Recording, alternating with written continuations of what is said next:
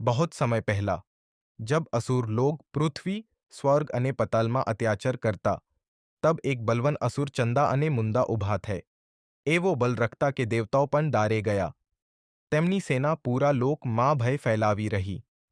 દેવતાઓ ભગવાનની શરણ ગયા, બોલી ઉઠે, હે માં દુર્ગા, રક્ષા કરો, અમારા ઉપર દયા કરો. ત્યારે માં દુર્ગાની તેજ જ્યોત નીકળી અને એના મથામાંથી પ્રગટ થઈ એક ભયંકર રૂપવાળી દેવી, ચામુંડા માં.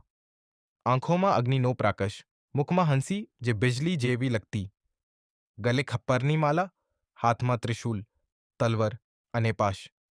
જેને જોવાથી અસુર સેના કંપી ગઈ. ચંદા અને મુંદા એને જોવાથી ગુસ્સામાં લદવા આવ્યા. પણ માં ચામુંડા એક ગર્જના કરી બોલી, હે દુષ્ટો, તમારા અત્યાચાર આજે ખત્મ થશે.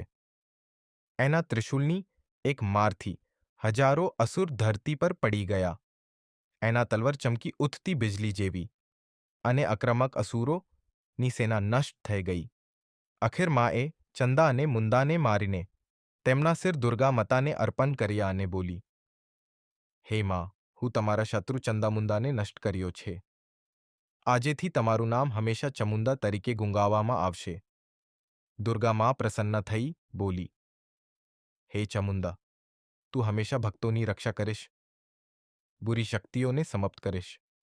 આથી આજ સુધી લોકો માં ચામુંડાની પૂજા કરે છે, શૌર્ય, રક્ષા અને નિર્ભયતા માટે.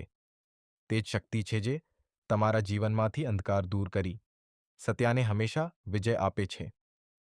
મોરલ: ચાહે અંધકાર અને દુષ્ટતા શક્તિ કેટલી પણ મોટી હોય, સચ્ચાઈ, શ્રદ્ધા અને માની કૃપાથી હંમેશા પરસ્ત થઈ જાય છે.